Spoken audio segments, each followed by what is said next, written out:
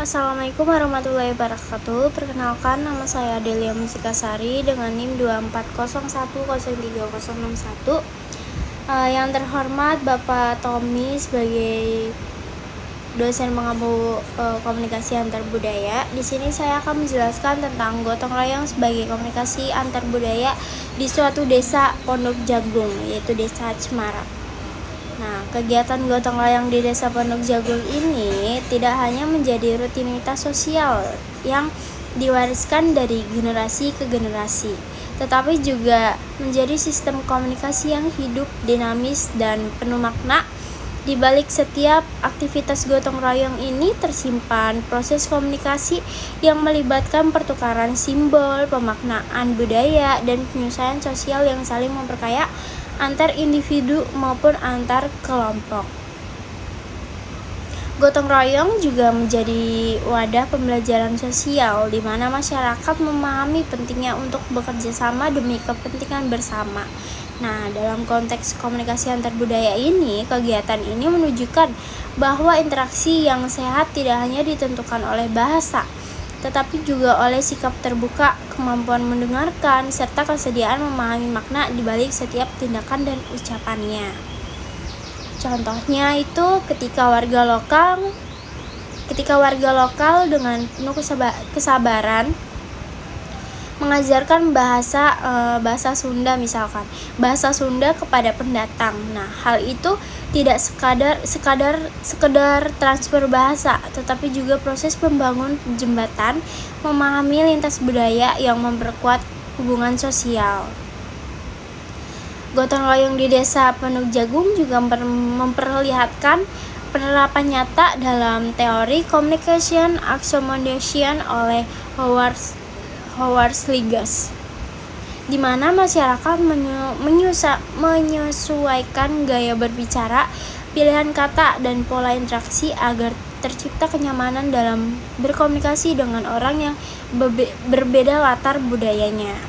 Penduduk lokal berusaha menggunakan bahasa Indonesia untuk menjembati komunikasi, sementara pendatang berusaha memahami kebiasaan dan tata krama masyarakat setempat.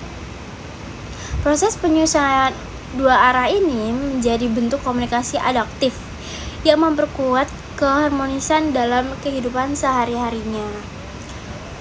Dan juga dalam perspektif sosial, nilai gotong royong juga berkaitan erat dengan konsep sosial kapital atau modal sosial. Ketika masyarakat saling membantu dan berinteraksi dalam kegiatan bersama, mereka membangun kepercayaan sosial, jaringan relasi, dan norma timbal balik yang kuat. Modal sosial inilah yang membuat masyarakat Desa Pondok Jagung ini tetap solid dan tangguh menghadapi perubahan zaman, termasuk arusnya globalisasi yang kerap membawa gaya hidup individualistik. Memulai gotong royong, nilai-nilai kebersamaan dan kebetulan tetap terjaga, menjadikan masyarakat tidak hanya harmonis tetapi juga mandiri dan berdaya. Nah, jika dikaitkan dengan teori komunikasi pembangunan, gotong royong juga bisa dipandang sebagai bentuk komunikasi partisipatif. Dalam kegiatan seperti ini, setiap individu memiliki peran dan kesempatan untuk menyampaikan pendapatnya, mengambil keputusan, serta berkontribusi sesuai kemampuan. Nah, model komunikasi semacam ini juga mencerminkan prinsip kesetaraan dan keterlibatan aktif seluruh warga. Tidak ada hierarki yang kaku, baik tokoh adat, pemuda, maupun pendatang. Semua memiliki ruang untuk berpartisipasi. Dengan demikian, gotong royong tidak hanya menciptakan hasil fisik seperti perbaikan rumah atau kesuksesan acara adat, tetapi juga membangun kesadaran kolektif dan rasa memiliki terhadap komunitas. Nah, selain itu juga dimensi spiritual dan moral dalam gotong royong juga sangat kuat.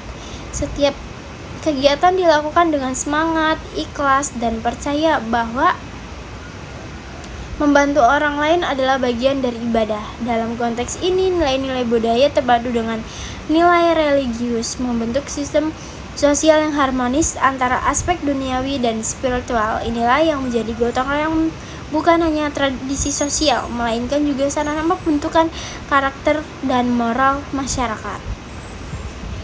Pada akhirnya, gotong royong di Desa Pondok Jagung atau Desa Cemara ini menjadi contoh nyata bagaimana komunikasi antar budaya dapat diwujud dalam kehidupan sehari-hari. Perbedaan tidak harus menjadi penghalang, melainkan sumber kekuatan untuk saling melengkapi. Melalui bahasa yang inklusif, sikap saling menghargai, dan partisipasi aktif, masyarakat itu mampu menciptakan ruang sosial yang penuh keharmonisan. Nah, gotong royong juga bukan sekadar kerjasama dalam bentuk fisik, tetapi juga dialog budaya yang menyatukan berbagai nilai, kepercayaan, dan pengalaman hidup. Ia menjadi simbol identitas nasional yang mencerminkan semangat persatuan dalam keberagaman.